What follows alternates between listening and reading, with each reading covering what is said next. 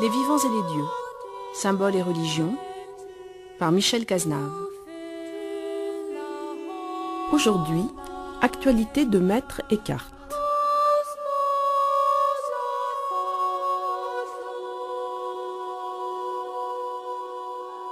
On constate de nos jours un regain d'intérêt pour la mystique médiévale, soit pour la mystique médiévale telle qu'elle s'est développée en Italie, particulièrement du côté féminin, soit au contraire du nord de la France, de ce qui est aujourd'hui la Belgique, de l'ensemble des pays rhénans, c'est-à-dire en fin de compte cette mystique qu'on appelle la mystique rhéno-flamande.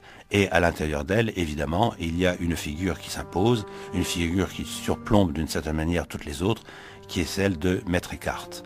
Et on peut s'interroger précisément sur la prégnance de la pensée d'Eckhart, au-delà de l'influence dont on sait qu'il a eue sur la philosophie romantique allemande. On peut se poser la question de savoir qu'est-ce qui, dans Eckhart, est tellement prégnant d'une certaine manière que cela a même influencé de larges pans de la psychanalyse. Et dans deux courants extrêmement différents, on peut évoquer évidemment la figure de Carl Gustav Jung d'une part, mais aussi la figure de Jacques Lacan dans, si l'on peut dire, tout l'aigu de la théologie négative qui est celle de Descartes.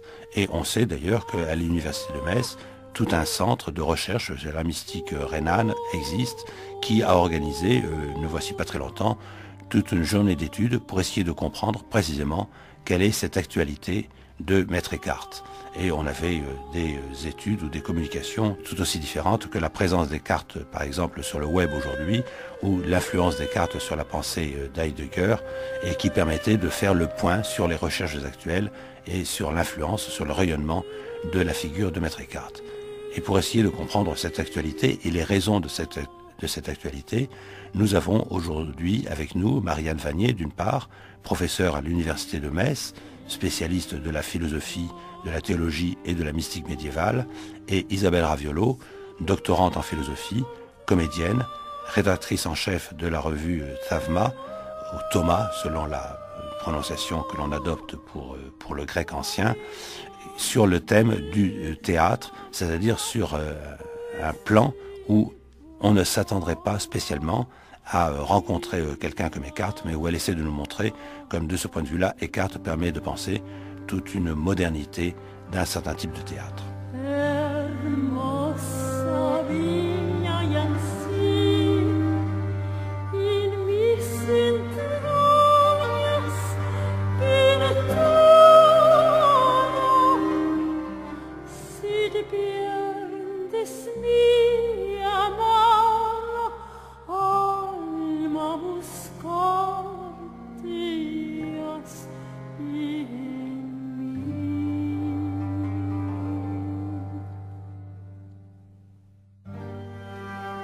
Il est vrai que c'est un penseur du XIVe siècle et le XIVe siècle nous semble lointain, mais en même temps, Eckhart a une vision de l'être humain, a une réflexion qui, sur bien des points, nous interroge encore aujourd'hui. Déjà, pour ce qui est de la question de la personnalité, cette intériorité Descartes et cette identité qu'il trouve à partir de l'altérité est quelque chose d'essentiel. En même temps, on a d'autres points qui sont tout à fait importants. Bon, on parle de l'homme noble, pour nous c'est plus du tout en ces termes qu'on envisage les choses, mais tout de même c'est en termes de potentialité de chacun, c'est vraiment ici un point essentiel, ou encore on a toute la réflexion sur le détachement qui n'est pas envisagé sur un plan éthique, mais qui est se libérer de ce qui est secondaire pour accepter ce qui est essentiel, et à partir de là, trouver son lieu, se trouver soi-même.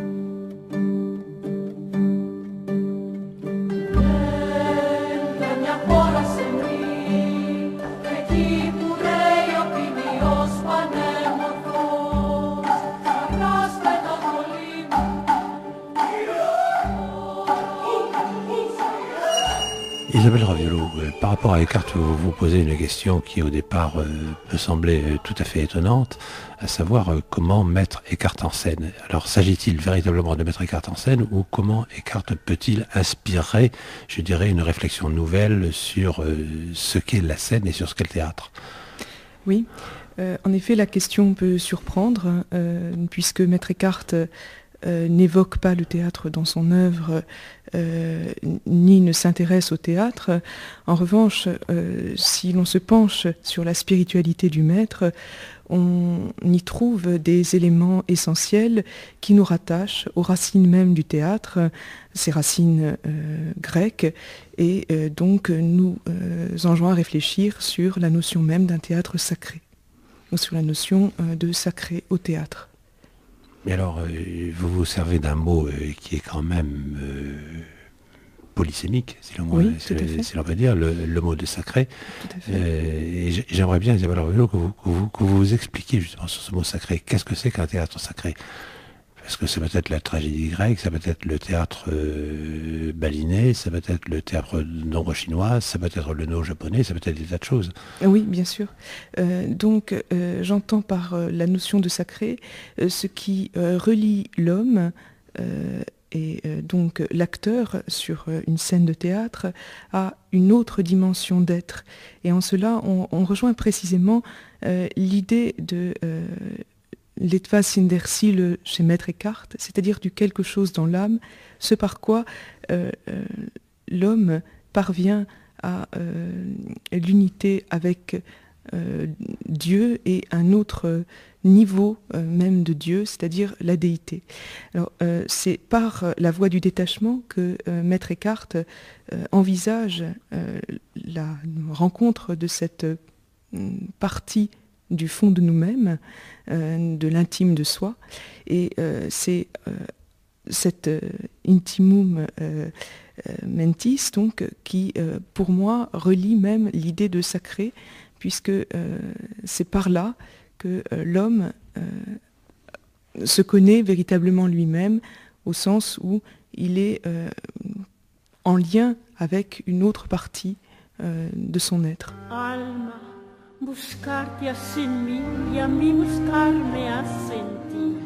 C'est une remarque que l'on entend souvent, Marianne Vanier, de dire, depuis Nietzsche, nous savons que Dieu est mort, Eckhart nous parle de Dieu, quel intérêt est-ce que ça peut bien avoir aujourd'hui?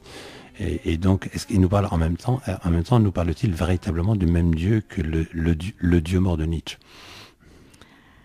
C'est un point ici qui mérite vraiment qu'on s'y attache, parce que Nietzsche a fait quelques remarques sur Eckhart et l'a valorisé justement parce que le Dieu qui est mort pour Nietzsche, c'est une idole, ou encore c'est une représentation que nous-mêmes on s'est faite.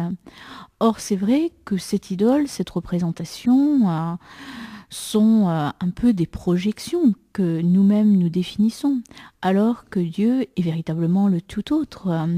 Et la dimension de transcendance chez Eckhart est tout à fait importante, et la transcendance de Dieu en même temps dans l'immanence, c'est-à-dire dans l'intériorité. Et je dirais que Nietzsche et Eckhart se rejoignent sur bien des points, à cette différence près que le néant eckartien n'est pas le néant nietzschéen, parce que le néant eckartien, c'est à la fois le non-être et en même temps c'est le lieu du surgissement. Donc là, des différences par rapport au nihilisme nietzschéen. Mais alors précisément, lorsqu'on s'intéresse à l'œuvre de Descartes, Marianne Vanier, on a l'impression que d'une part, il est l'héritier d'une longue tradition, et philosophique et théologique d'une certaine manière, et que d'autre part, il annonce plusieurs siècles de réflexion qui vont le suivre et qui vont s'appuyer sur lui, comme s'il était, je dirais, un point de passage ou un point de jonction entre dans l'ensemble de l'histoire de la pensée humaine. Et peut-être serait-il important de le resituer déjà par rapport à d'où vient-il, en fin de compte. Oui, c'est assez génial. de la part Descartes d'avoir fait la synthèse qu'il a réalisée, cette synthèse de la pensée patristique, à la fois Augustin, Grégoire de Nice, Denis l'Aréopagite, et en même temps des prédécesseurs plus proches, Albert, Dietrich de Freiberg, Thomas d'Aquin, et d'avoir donné un point de vue original. Et à partir de là, peut-être avoir été un des premiers modernes, parce que la notion de liberté, d'esprit libre, c'est tout de même lui qui la développe. Aussi la question du dépassement, un dépassement continuel pour arriver justement à l'essentiel, et aussi toute une dynamique de mort et de résurrection continuelle. Donc là, quelque chose d'essentiel chez Eckhart.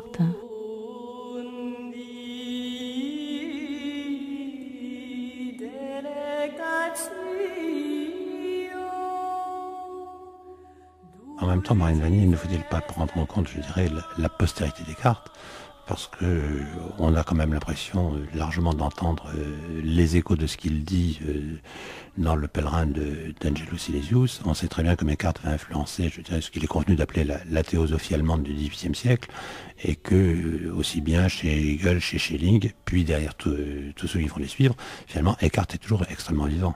Oui. Oui, parce qu'il y a une postérité très grande, à la fois sur un plan philosophique, mais aussi poétique.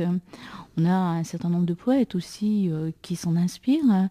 Et c'est vrai que la dialectique, cette fois, qu'il met en place, a été largement exploitée par Hegel, par Fichte.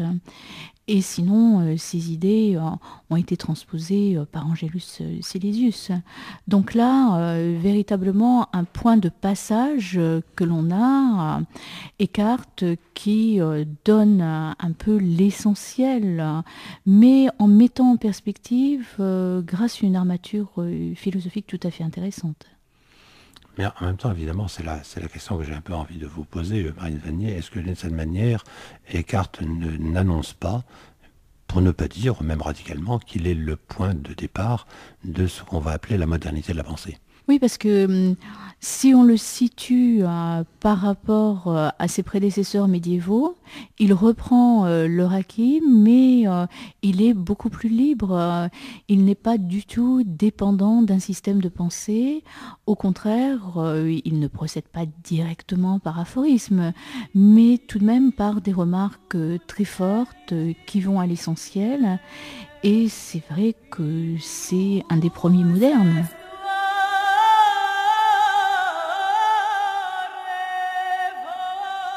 Lorsque vous parlez ainsi du sacré, Isabelle Raviolo, je ne peux pas m'empêcher, moi, de penser à la racine indo-européenne qui a donné naissance, c'est-à-dire le cas, au départ, qui par métathèse a donné le sacré, ce qui veut dire, au contraire, être mis à l'écart.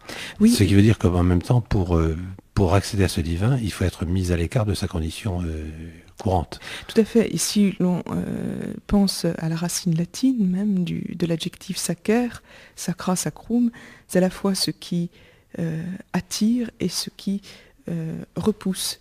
Donc en fait, oui, être mis à l'écart, on l'entend ici comme une mise à l'écart de l'espace et du temps, une mise à l'écart de tout ce qui peut relever du créé et de tout ce qui met l'homme à l'extérieur de lui-même. Donc en fait, il s'agirait pour l'homme de revenir en lui, dans le plus profond de son être, afin de pouvoir redécouvrir ce qui le fait véritablement homme, c'est-à-dire son lien au divin. Donc en cela, il n'est plus véritablement du monde, mais il reste comme Marthe dans le Sermon 86, dans le monde, c'est-à-dire en contact avec la réalité du monde, mais sans lui appartenir véritablement.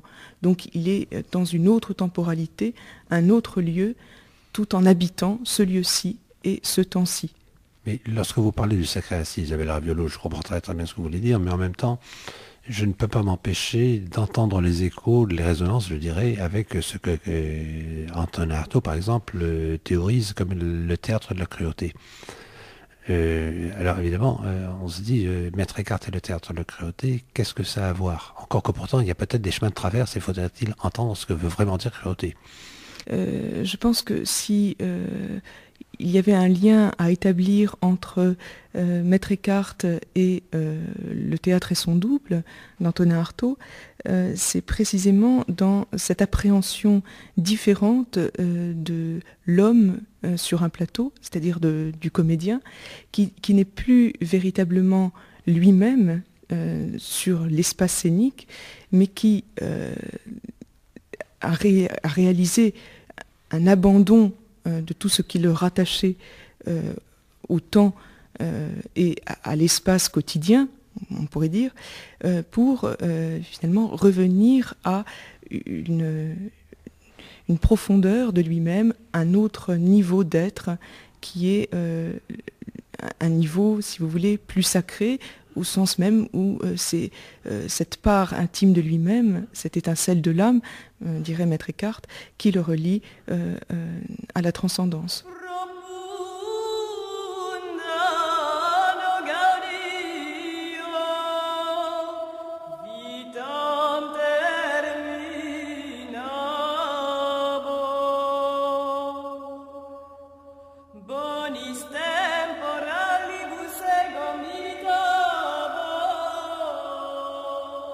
L'un des problèmes qui se pose, Marianne Vanier, c'est celui de du fond de la doctrine Descartes, et qui peut avoir tout un certain nombre de répercussions aujourd'hui, dans la mesure où on sait très bien qu'il est condamné par le pape d'Avignon et le concile convoqué. Il est condamné sous prétexte de panthéisme. Et on voit comme souvent Eckhart est repris en disant mais finalement il est chrétien parce que c'est son époque d'une certaine manière, mais au fond il n'est pas chrétien. Alors qu'on a l'impression tout de même, lorsqu'on le lit, qu'il est très profondément chrétien. Oui, en fait, l'accusation de panthéisme est plutôt seconde, parce que c'est vrai que, ayant une nouvelle manière de parler de Dieu pour son époque, mais qui pour nous est tout à fait parlante, Eckhart a certainement désarçonné un certain nombre de personnes, mais la condamnation porte surtout sur le fait qu'il a révéler à tous les plus hautes vérités spirituelles, ce qui était très mal vu à l'époque. Alors c'est un penseur véritablement chrétien, et justement son premier sermon, qui est un sermon pascal, manifeste déjà cette intuition, et on voit que le kérigme, que cette dynamique de mort et de résurrection, c'est la dynamique même de son œuvre, et que tout se joue là. Et même ensuite, ce qu'il envisage sur l'image, bon, bien sûr, il y a toute une dialectique sur l'image, il joue sur les mots. Luther va dire que c'est l'orfèvre de la langue allemande, mais cette dialectique sur l'image, c'est le passage de l'homme image de Dieu à cette image qu'est le Fils, et à la naissance du Fils dans l'âme. Donc là, c'est tout à fait intéressant, et il va très loin. Alors le problème avec Eckhart, c'est le radicalisme des formules tranchées, voire tranchantes, et à partir de là, bien sûr, quelque chose de difficile à comprendre immédiatement. Mais est-ce qu'il n'y a pas autre chose à quoi il faudrait faire très attention, et auquel on n'a peut-être pas fait assez attention jusqu'ici? C'est peut-être aujourd'hui qu'on peut le penser vraiment. J'ai dans la tête le fameux Sermon 37.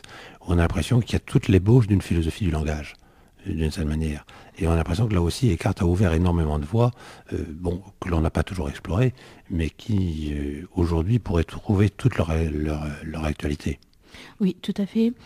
Et il l'a fait de manière autre que nous, c'est-à-dire il l'a fait surtout à partir de la prédication, du sens de la prédication, et aussi à partir de la génération du verbe.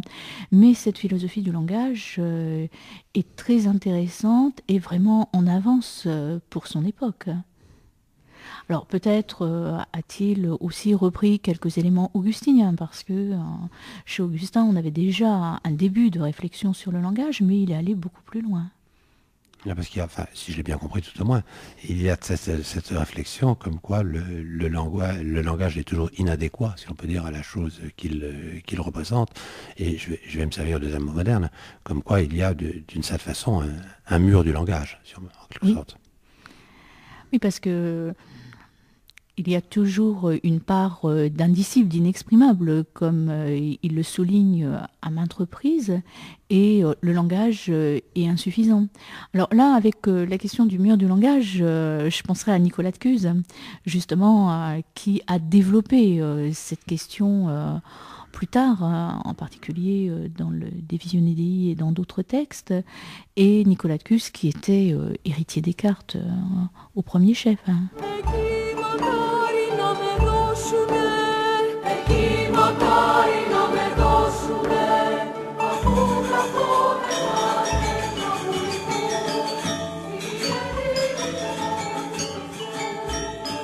Alors, précisément lorsque vous faites allusion aux origines du théâtre, Isabelle Raviolo, on se rappelle très bien que les acteurs grecs avaient un masque sur la figure, parce que les Romains appelaient la persona. Oui, c'est à quoi on faisait le verbe latin personare, ce qui sonne à travers. Bon, et on sait très bien que là aussi, les théâtres auxquels je faisais allusion, le théâtre balinais, le théâtre chinois, le théâtre japonais, partout, il y a ce masque. Comme si, d'une certaine manière, l'acteur se retirait derrière la réalité qu'il est chargé d'incarner, et on voit très bien que dans ces traditions, je dirais, le culte de l'acteur tel que nous le connaissons n'a aucun sens. Est-ce qu'il n'y a pas quelque chose qui est de l'ordre du délaissement de soi-même tel que l'entend Maître Eckhart? Oui, tout à fait, et c'est là que l'on rejoint l'idée même du détachement chez Maître Eckhart, puisque c'est au niveau du non-agir, du délaissement de ce moi superficiel que l'acteur peut atteindre à cet autre de lui-même, et cet autre est précisément représenté dans et par le masque qui l'invite à cette autre dimension dont on parlait. Aujourd'hui, mettre en scène Eckhart, ce serait donner à voir un théâtre pauvre, un acteur pauvre, pour laisser finalement à la spiritualité Descartes l'espace pour s'épanouir et la possibilité par là au public de réaliser la catharsis telle qu'Aristote l'exprime dans la poétique. Mais lorsque vous parlez de ce théâtre pauvre, Isabelle Raviolo, d'une certaine manière, on en a les exemples. Oui. Je pense évidemment au théâtre no-japonais, dans la mesure où c'est un théâtre où l'acteur, je dirais, n'existe pas en tant qu'acteur, et pourtant, il est d'autant plus existant qu'il s'est effacé, d'une certaine façon. Et on voit très bien qu'on joue entièrement sur une gestuelle, mais une gestuelle extrêmement épurée. On joue sur la parole qui n'a de sens que par rapport à de très longs silences, comme si, d'une certaine manière, il y avait quelque chose de l'ordre du détachement qui permettait de laisser s'exprimer finalement, ce que dans le vocabulaire de là-bas on appelle la nature de Bouddha, ou transpercer la vacuité, mais je dirais d'une certaine manière, on rend visible quelque chose qui est de l'ordre de ce qui ne peut pas être vu par les yeux de chair. Et c'est précisément cette distance qu'il s'agit d'entretenir dans le théâtre no-japonais entre ce soi superficiel dont on parlait et la profondeur de l'être, et c'est aussi cette distance qui se retrouve entre le public, les spectateurs et l'acteur. Donc c'est une distance aussi qui se rajoute par le masque dans le théâtre no, mais aussi dans la tragédie grecque.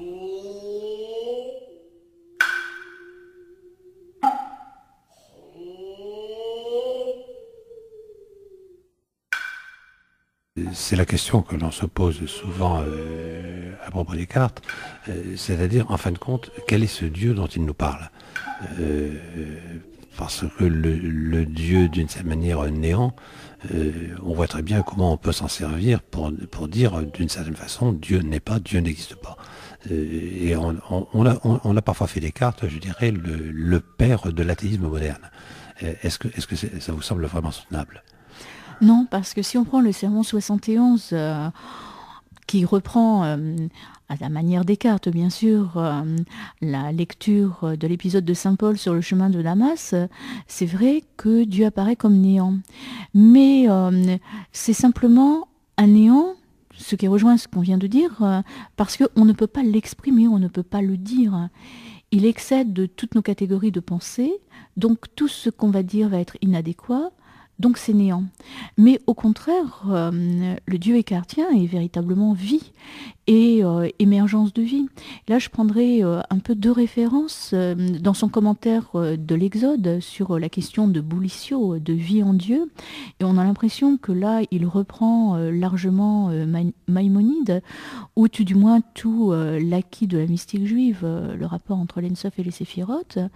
Et d'autre part, cette vie qui est la vie de la Trinité, que l'on voit en particulier dans son poème Le Grain de Sénévé, mais aussi dans d'autres textes où c'est la vie trinitaire, mais en termes de surgissement.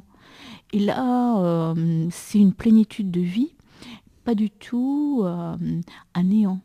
Simplement, c'est toujours dialectique chez Eckhart, c'est ça qui est difficile.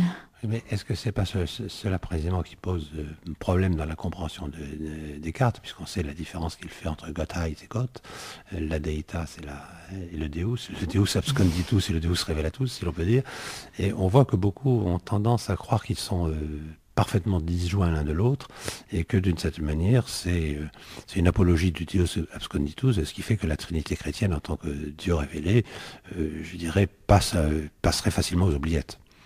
C'est vrai que Eckhart parle beaucoup de la déité, et il arrive à la déité, mais la déité, c'est l'unité de la Trinité. C'est-à-dire, c'est vraiment l'unité même de l'essence divine que l'on ne peut pas percevoir. Alors là, je crois qu'il est vraiment très théologien. Et d'ailleurs, toute l'œuvre latine le montre, ce soubassement théologique, les sermons 2 et 4, sermons latins en particulier. C'est-à-dire, à la fois Dieu est un et trois. Bien sûr, le plus facile pour nous, c'est de comprendre les trois, parce qu'on arrive à les concevoir, tandis que l'unité, on n'arrive pas. Or, la déité, c'est pas le quatrième de la Trinité, c'est pas une entité au-dessus, mais c'est bien cette unité comme telle qui est très difficile à percevoir.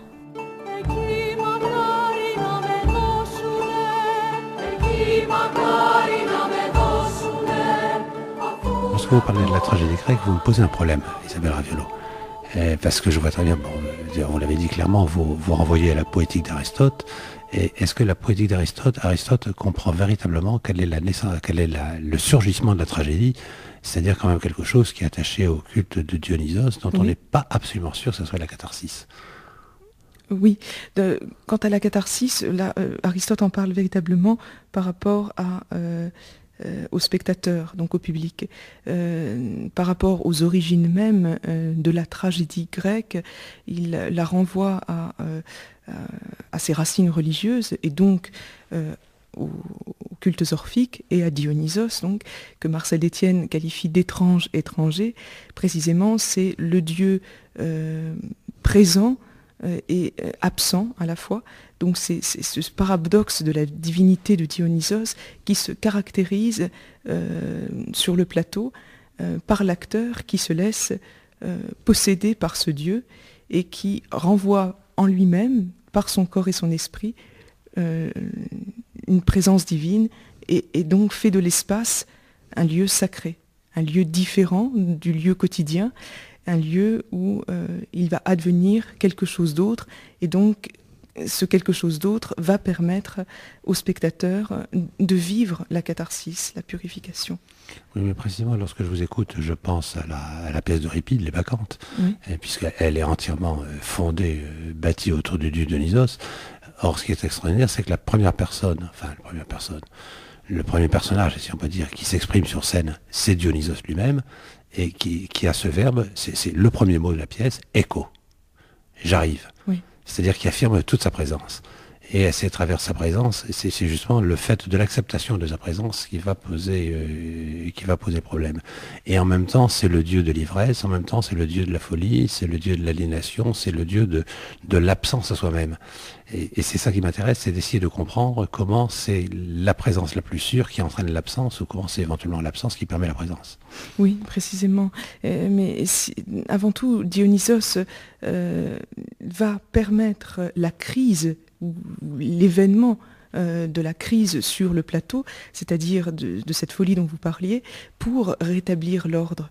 Et c'est ce que l'on retrouve dans l'Orestie d'Échille, c'est-à-dire un moment où le moment de la tension dramatique sur le plateau pour une résolution finale. La résolution qui finalement est un accomplissement sur le plan d'une humanité. C'est-à-dire que le théâtre cherche une harmonie et cette harmonie ne peut s'établir, ne peut se réaliser que dans une tension dramatique qui a été dépassée. Donc on retrouve là précisément la dialectique du Sermon 40 de Maître Eckhart, c'est-à-dire une dialectique qui, par l'Entbildung, parvient à la constitution de l'être, l'Einbildung, et qui ensuite envisage l'Uberbildung, c'est-à-dire le dépassement des images. Et c'est précisément ce que la présence de Dionysos, comme vous l'affirmiez, permet sur le plateau. Il permet cette dialectique et donc, par là, il permet une rencontre en profondeur de l'homme avec lui-même. On retrouve vraiment le gnotis éoton de la tradition grecque, le connais-toi toi-même, et l'espace scénique dans sa source sacrée, dans ses racines primitives, permet par la mise en scène dramatique au spectateur une connaissance de soi, une connaissance de soi en profondeur. Shepherd, hark that calling, angels they are, and the day is dawning.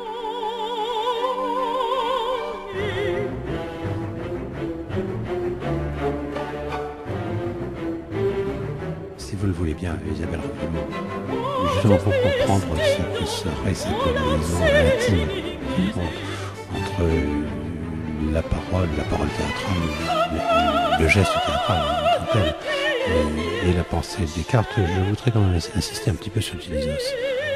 Dans la mesure où Dionysos, on le sait très bien, le problème est qu'il se fasse reconnaître dans la ville de Thèbes, alors que sa mère est thébaine et la fille de Cadmos, le fondateur de Thèbes. Il n'y a pas plus thébain que Dionysos, d'une certaine manière. Donc ce qui m'intéresse, c'est de voir comme il est étranger dans son propre pays, et comme pour définir une identité, on a besoin de poser que quelqu'un est xénios. Il est étranger à lui-même, il est l'autre. Et on est soi-même que si on est l'autre. Et est-ce qu'il n'y a pas là quelque chose que retrouve Eckhart, justement, bon, évidemment, au niveau d'une culture qui est devenue une culture chrétienne, mais où il n'y a pas une structure fondamentale de l'humain? Oui, tout à fait. L'acteur qui parvient au point d'acmé de son art, si je puis dire, réalise que je est un autre, hein, si l'on reprend la formule de Rimbaud.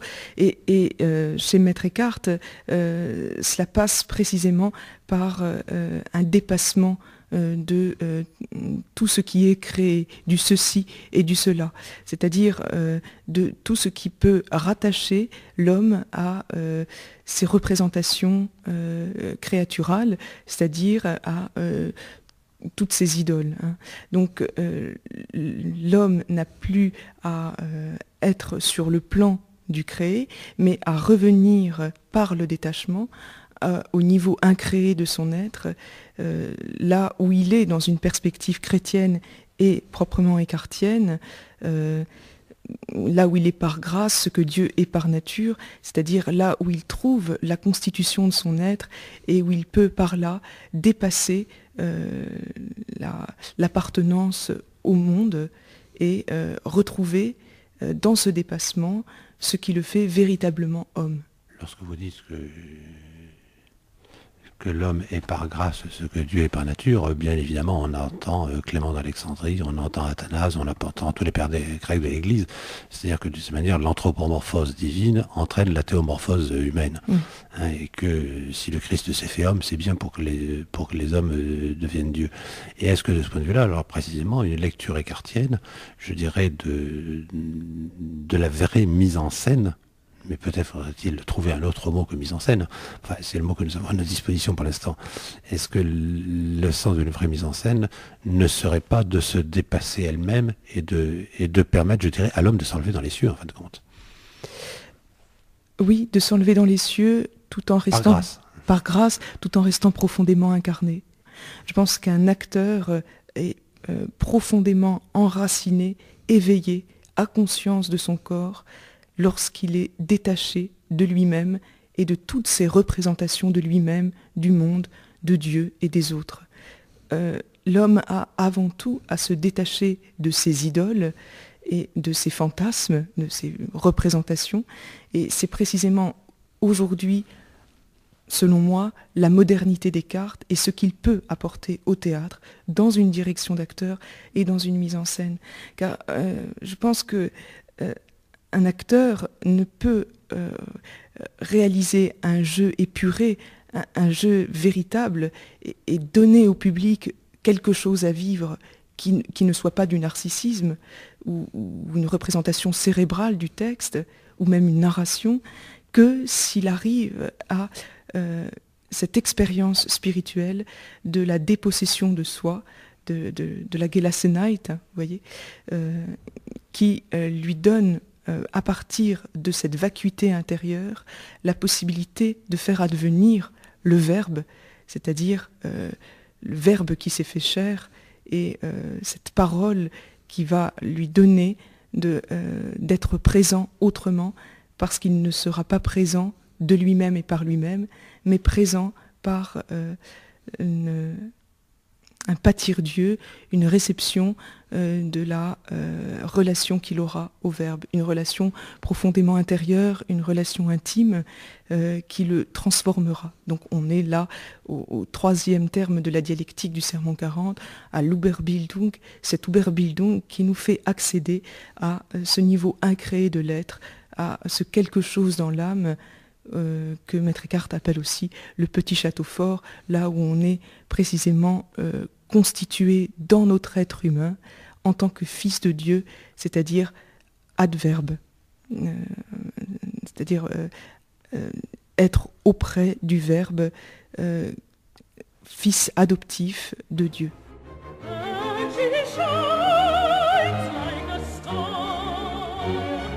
Quel est l'intérêt de voir tout ce renouveau des Descartiennes? Et on peut se poser la question d'ailleurs, pourquoi tout à coup redécouvrir Maître Eckhart, d'autant plus qu'on sait qu'il a été quand même le sujet à des récupérations auxquelles il ne pouvait rien.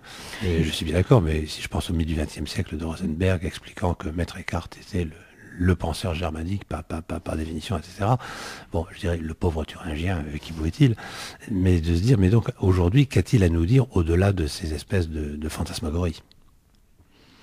Ce qu'il aurait à nous dire, c'est sur l'identité, parce que notre époque est véritablement en quête d'identité, et chacun est en quête d'identité. Or, Eckhart donne beaucoup d'éléments sur l'identité, mais cette identité, il l'a trouvée de manière libre, avoir cet esprit libre, et aussi dans un monde désenchanté qui est le nôtre, voir aussi toute cette plénitude de relations comme telles. Donc il y a un peu une tension chez Eckhart qui peut être parlante pour aujourd'hui. Mais est-ce que chez Eckhart, on ne trouve pas un certain nombre de modes de pensée qui peuvent nous être d'un grand secours? Je veux dire, on voit très bien que nous sommes dans une société où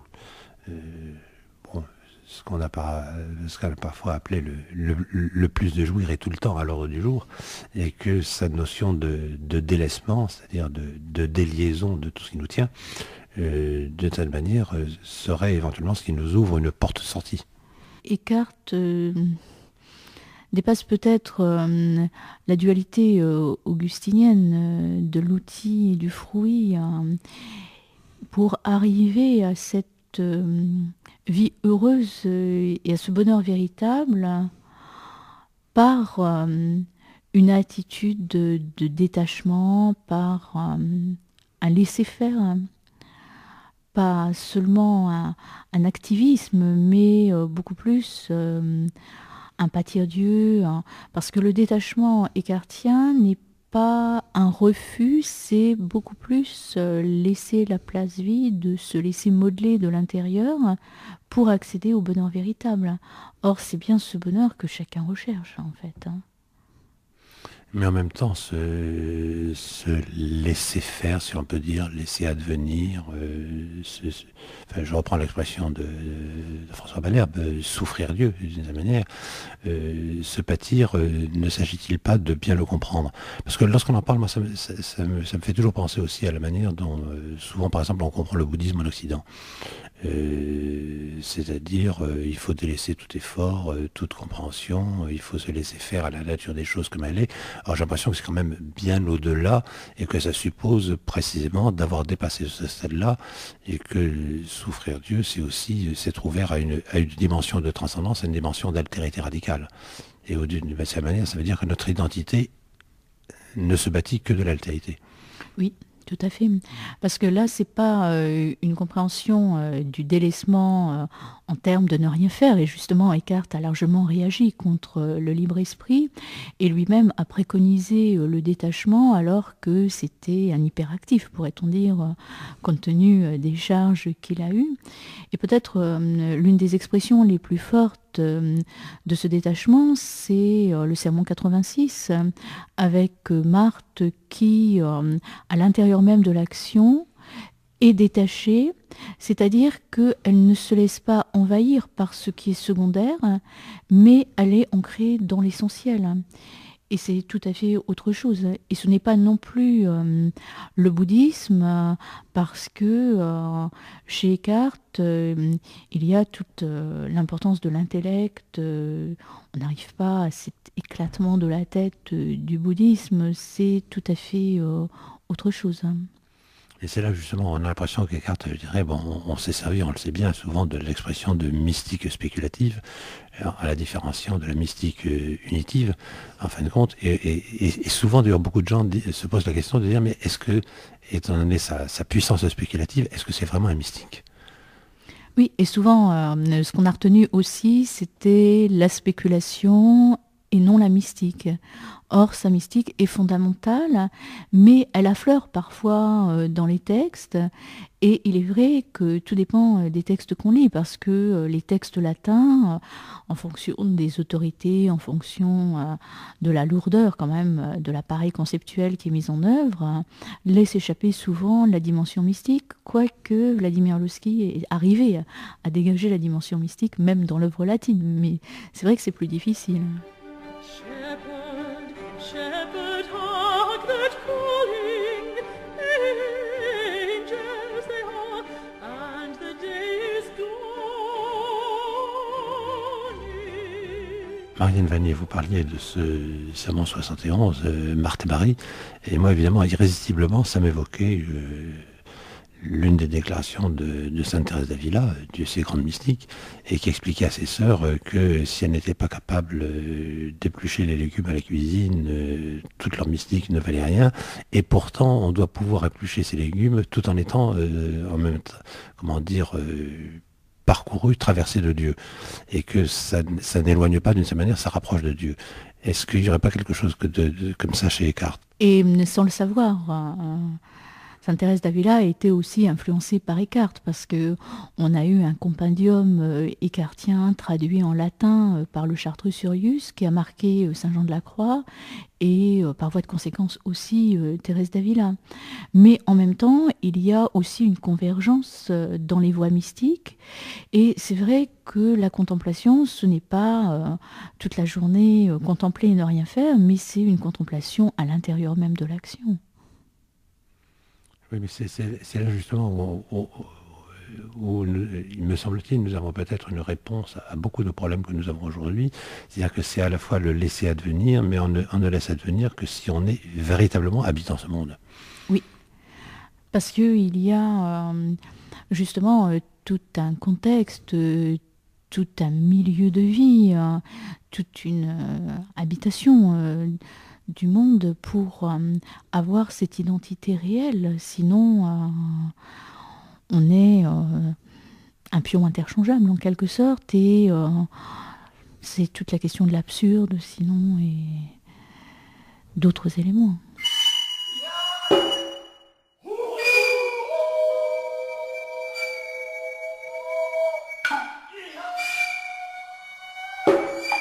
Je pense à un vers fameux de Zéami, à minuit brille le soleil à Shinra. Bon, alors évidemment, beaucoup de gens s'en sont gossés en disant, évidemment, vous voyez bien que ça ne veut rien dire. Or, là, on voit très bien que ce qui est mis en œuvre, si l'on peut dire, c'est précisément au-delà du dépouillement auquel s'est livré le maître Zen, ou s'est livré à l'origine le maître Chan, c'est de se remettre en relation avec la réalité, de replonger dans la réalité. Simplement, la réalité est vue, je dirais, avec toute sa diaprure et toute sa diaprure d'au-delà ou de l'au-delà qu'il habite dans le cœur. Alors je sais bien qu'on ne peut plus parler que de manière paradoxale, mais est-ce que ce n'est pas à cela que l'on doit aboutir ? Si, tout à fait. Mais je pense qu'à la différence du no, chez Maître Eckhart, on reste vraiment dans une perspective transcendante. Le Dieu chrétien n'est pas comparable aux présences divines du no, et c'est peut-être la différence, mais ce en quoi effectivement ils peuvent se rejoindre, c'est dans cette perspective anthropologique dans laquelle le détachement vraiment est un terme important pour parvenir à ce délaissement intérieur, cette vacuité dont parle Zéami dans ses traités. Mais alors, est-ce que ça ne serait pas, je dirais, ce que l'on pourrait inventer pour reparler des cartes, c'est-à-dire que chez lui, à la kénose divine, ça depuis saint Paul nous connaissons bien, qu'à la kénose divine répond une kénose humaine, et que d'une certaine manière, elles jouent l'une avec l'autre. Oui, tout à fait. Et là, on retrouve précisément l'importance de la dynamique pascale chez Maître Eckhart, et donc une théologie profondément centrée sur la personne du Fils, donc de la grâce de l'incarnation. Si l'on reprend l'épître aux Philippiens, à laquelle vous faites allusion, c'est par la passion du Christ, sa kénose, c'est-à-dire son dépouillement radical, que la donation est réalisée et accomplie, et que la porte est ouverte à l'homme pour lui aussi, à la suite du Christ, réaliser une donation absolue.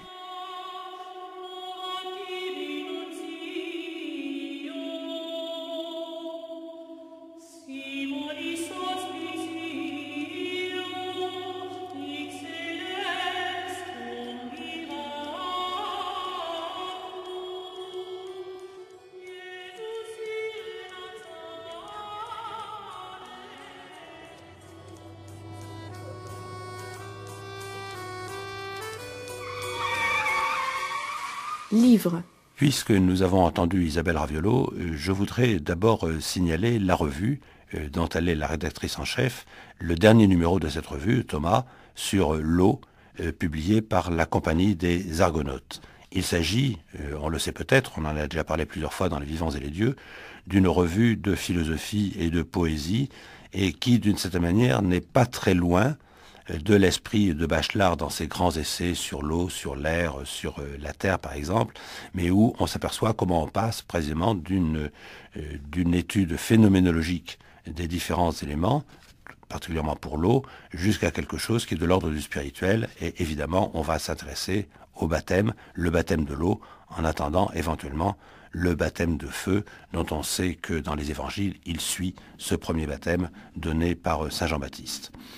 Et je signale d'ailleurs de ce point de vue-là l'étude tout à fait particulière d'Isabelle Raviolo elle-même sur l'eau du baptême chez Jean Chrysostome, qui nous permet éventuellement de relire autrement les monuments de la théologie que nous avions cru connaître et dont on se rend compte qu'en réalité, il y avait beaucoup de points qui nous avaient échappé. Donc, d'une certaine manière, nous avons à la fois un versant philosophique, par exemple avec des propos volatiles sur un verre d'eau, avec des citations de Lao Tzu, qui se terminent avec Jean de la Croix, et nous avons aussi des poèmes, par exemple de Claude Vigée ou de Anna Akhmatova, qui se terminent aussi avec Jean de la Croix. C'est peut-être justement là la fusion de quelque chose qui est de l'ordre de la théologie et de la poésie. Jean de la Croix, qui est d'ailleurs présenté sous son nom réel, c'est-à-dire Juan de Yepes. Et nous avons comme une méditation qui se déploie dans l'ordre du discours, mais une méditation qui se déploie aussi dans l'ordre de la pensée sur cet élément fondamental que représente l'eau, cet élément de vie et en même temps cet élément spirituel. L'eau, souple et faible comme rien au monde. Mais pour attaquer le dur, le fort, rien ne la surpasse, rien qui la remplace. Faiblesse, suprême force, souplesse, dureté. Nul au monde qui ne le sache. Mais nul n'agit ainsi. Lao Tzu, le livre de la voix et de sa puissance. Dans une autre perspective de pensée, je voudrais m'attacher aussi à l'ouvrage de Jean-Baptiste Lecuy, L'anthropologie théologique à la lumière de la psychanalyse. De quoi s'agit-il aux éditions du Cerf? De quoi s'agit-il si ce n'est d'une étude par Jean-Baptiste Lecuy de la contribution tout à fait majeure d'Antoine Vergote à la définition de la psychanalyse et au rapport éventuel entre ce qui relève de la théologie et ce qui relève de la psychanalyse. D'une certaine manière, ce qui ressort de cette étude, c'est que la psychanalyse et la théologie ont un but commun qui éventuellement fait leur unité, à savoir la créature humaine, et où Antoine Vergote essaie de montrer comment, au-delà de Freud, au-delà de sa position selon laquelle c'est l'homme qui est créateur de Dieu et non pas Dieu créateur de l'homme, et où Dieu, la figure divine tout au moins, est une illusion du désir, comment on peut essayer de penser autrement le rapport de la psyché au développement théologique, même dans le plus grand respect et même dans la plus grande fidélité à Freud, et comment, d'une certaine façon, à la fois on peut être théologien, on peut être psychanalyste, comme l'était Antoine Vergote, on peut être psychologue de la religion, et comment on s'appuie ainsi sur des concepts majeurs, comme ceux de la loi, comme ceux de la paternité, ce qui, évidemment, en même temps, renforce ce que l'on découvre de plus en plus de nos jours à travers tout un nombre d'études, à savoir le lien fondamental entre, d'une part, l'édification de la psychanalyse et, d'autre part, le développement du monothéisme. Si Dieu s'est fait verbe, c'est parce que la subjectivité à laquelle il s'adresse est d'abord sujet à l'ordre du langage. Une pensée de l'ordre symbolique devrait se substituer aussi bien à une métaphysique fondée sur l'ordre de la nature qu'à une philosophie centrée sur la subjectivité existentielle. Je voudrais signaler aussi un ouvrage tout à fait passionnant de Pierre Casounoguès, Les démons de Godel, aux éditions du Seuil, avec ce sous-titre qui d'ailleurs nous fait immédiatement dresser l'oreille, Logique et folie. Pourquoi s'intéresser à cet ouvrage, si ce n'est que Gödel, on le sait peut-être, a été l'un des plus grands mathématiciens du XXe siècle. Il en a été aussi l'un des plus grands logiciens, et tout le monde a plus ou moins entendu parler du théorème de Gödel, ce qu'on appelle le théorème d'incomplétude, qui montre que tout ensemble mathématique ne peut se justifier par lui-même. Or, ce qui est tout à fait intéressant et que nous fait ressortir Pierre Casounoguès à travers l'étude extrêmement fouillée qu'il a eue de toutes les notes de Gödel qui jusqu'ici n'étaient pas accessibles et qui viennent en partie d'être rendues publiques, c'est de montrer que Gödel s'appuie en fin de compte sur une philosophie qui au premier abord peut sembler assez étrange, toute une philosophie selon laquelle il existe des démons, il existe des anges, et les anges, d'une certaine manière, sont les garants de la validité mathématique.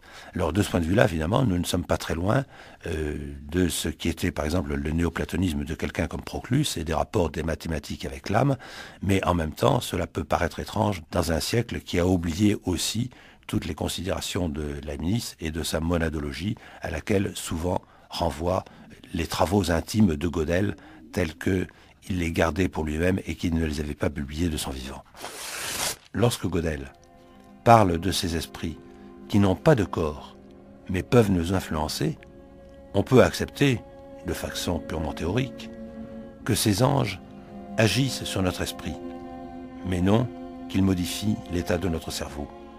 Comment un ange qui n'a pas de corps pourrait-il toucher en quelque sorte un œil dans le cerveau?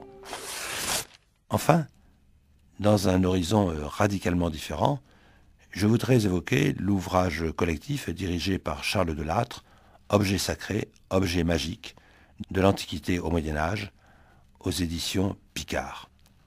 De quoi s'agit-il ici, sinon de réfléchir sur la matérialité de ces objets qui ont été, au cours des siècles, au cours des âges, le support de la spiritualité. D'une certaine manière, évidemment, nous ne sommes pas très loin de la théurgie qui a suivi toutes les réflexions de Jean Blic, par exemple, à la fin de l'Antiquité, où nous retrouvons les intuitions du néoplatonisme de Florence. On peut penser en particulier aux travaux de Marcille Ficin et à toutes les vogues des talismans qui, à sa suite, s'est répandue sur l'Europe, de ces objets qui, précisément en tant qu'objets matériels, permettaient d'avoir accès à ce qu'à l'époque on appelait le monde des esprits. Et là, il nous est brossé une sorte de fresque qui part du mystère d'Éleusis, ou qui part des œuvres, par exemple, dans l'Antiquité, d'Apollodore et d'Apulée, jusqu'à des objets comme la Sainte-Ampoule ou les luminaires dans le culte chrétien latin au Moyen-Âge, qui nous permettent précisément de changer de culture et de réfléchir sur notre propre héritage.